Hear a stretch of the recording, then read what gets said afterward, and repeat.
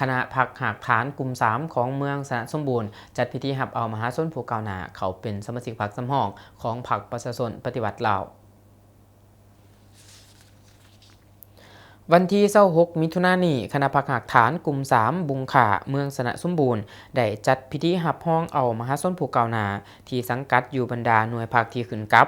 เขาเป็นสมาชิกพรรคสำรองอย่างสมเกียรติพิธีได้จัดขึ้นอยู่ที่สโมสรของกลุ่มดังกล่าวโดยการเป็นประธานของสหายนางผู้ไพทองพิมพ์วงศา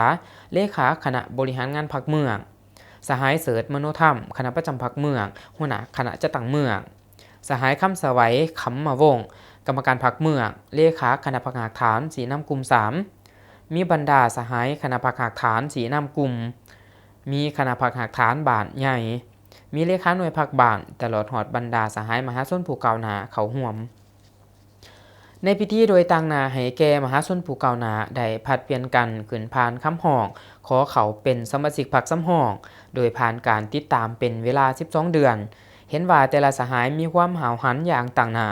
มีการเคลื่อนไหวที่ถูกต้องสอดคล้องตามระเบียบกฎหมาย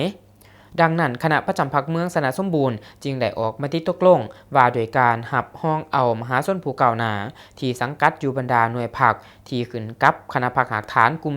3เขาเป็นสมาชิกพรรคสำรองจำนวน23สหายยิง3สหาย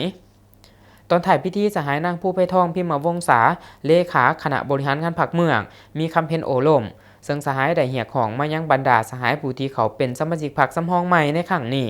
จงเอาใจใส่เสื่อมซึมมีสติเคารพกฎระเบียบของพรรคให้หลายขึ้นเอาใจใส่ฝึกฝนหล่อล้อมตนเองในทุกด้านมีความรับผิดชอบสูงต่อหน้าที่การเมืองที่ขันเทิงหมอบไม้ให้